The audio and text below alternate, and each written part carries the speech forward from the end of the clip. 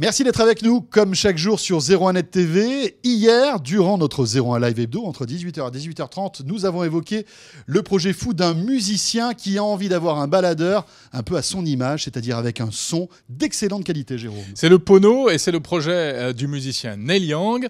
Pono qui vient de récolter 6 millions de dollars sur le site de financement participatif sur lequel il a placé son projet. On décrypte tout ça avec Bruno Cormier du 01 Lab.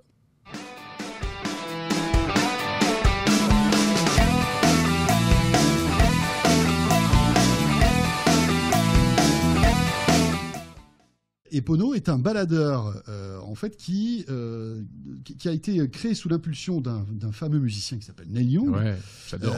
Et qui en fait qui joue la qualité du son, c'est ça?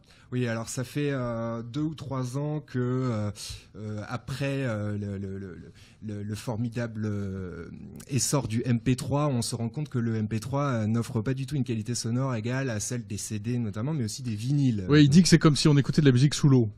Les MP3. Voilà, ouais.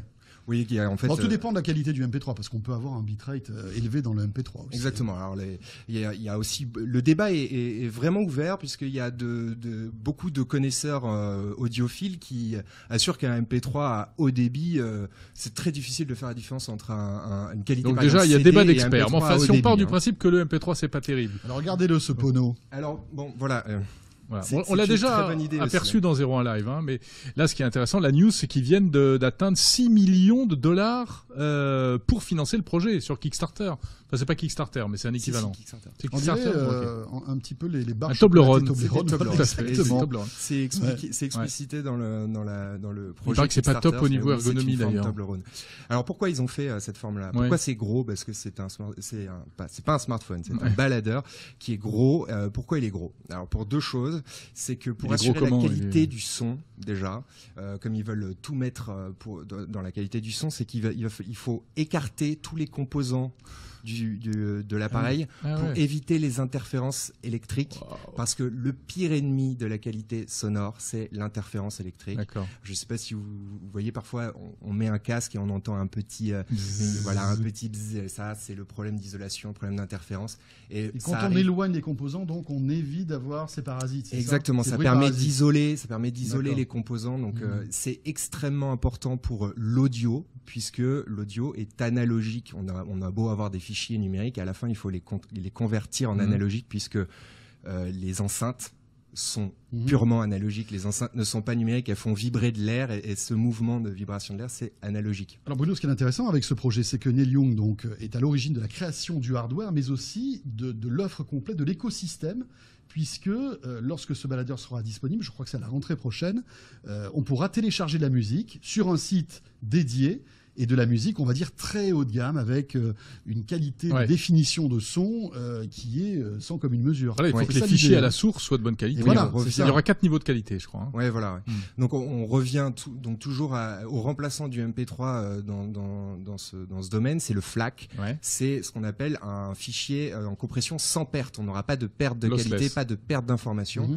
Et là, on peut monter à 24 bits jusqu'à 192 kHz en échantillonnage, et ça donne effectivement On pourra acheter son chapeau aussi ou pas avec le baladeur, parce que ça me plairait bien, tu vois. Écoute le monsieur qui parle. Pardon, excuse-moi. Voilà, ça donne une très bonne qualité de son. L'appareil est très gros aussi. Mais FLAC, ça existe déjà. Il a une batterie en cylindre qui lui permettra d'avoir une très très bonne autonomie. Mais le FLAC, ça existe déjà. Qu'est-ce qu'il y a de nouveau finalement dans l'histoire? Absolument rien. Le FLAC existe déjà. Les appareils. C'est du marketing en fait cette histoire. Les appareils pour écouter du FLAC existent déjà. Il y en a un à 700 € en vente chez Sony. Il y en a plusieurs qui sont testés déjà dans la presse. Il y a même des applis sur les mobiles Android ou iPhone qui permettent de lire du FLAC. Oui, bien sûr. Certains. Le problème du FLAC, c'est que ça marque. Pas mal, FLAC. Oui. Pourquoi moi quand moi je fais une blague, ça fait un blanc. Non. Alors là, sincèrement, alors que toi t'allais rire en boîte. Non, c'est pas normal. Je te soutiens parce que c'est un bel effort, elle est bien. FLAC, c'est super. Non, très bien. Le FLAC, c'est un mouille. De Flac Sabot, il y en a compris. Okay. Et non, mais on peut imaginer aussi qu'au-delà du marketing, il y ait aussi un meilleur ampli, un meilleur convertisseur numérique, analogique, voilà. etc. Donc on appelle ça la puce DAC. C'est une puce DAC Sabre, je me suis renseigné. Et alors Sabre, la marque Sabre, surtout le modèle là, qui est utilisé dans ce baladeur, est considéré comme étant donc le DAC, c'est un convertisseur qui convertit justement le numérique, un signal numérique, vers un signal analogique pour aller l'envoyer sur des enceintes. Donc on aurait une meilleure. Donc c'est un peu le nerf de la guerre dans ce genre d'engin, et elle est considérée comme la meilleure puce du marché en la matière. Pascal, très rapidement, parce qu'il y a Stéphanie qui trépigne au labo. Les premières discussions que Neil Young a eues sur ce projet, elles ont eu lieu il y a des années avec Steve Jobs, tout à fait, qui avait refusé, était très impliqué, qui l'avait refusé. C'est dommage parce qu'on aurait eu des iPods et des iPhones d'excellente qualité.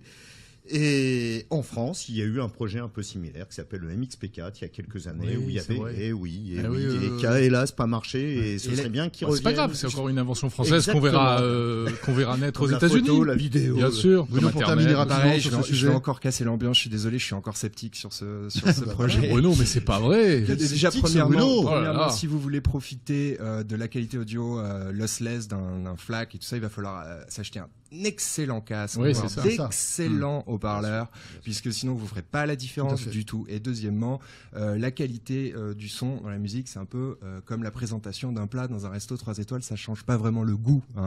Faut savoir qu'un bon vieux album avec du souffle de Miles Davis et des craquements, il sera toujours plus sympa à écouter que le dernier album de Matt Pokora en audio HD. Je pense que la communauté, c'est sympa. On devait recevoir Matt Pokora la semaine prochaine. Merci Bruno. Ça va être sympa. Merci. Merci à tous les deux. Merci à Pascal Sanoma et à Bruno Cormier. Merci. Merci Jérôme.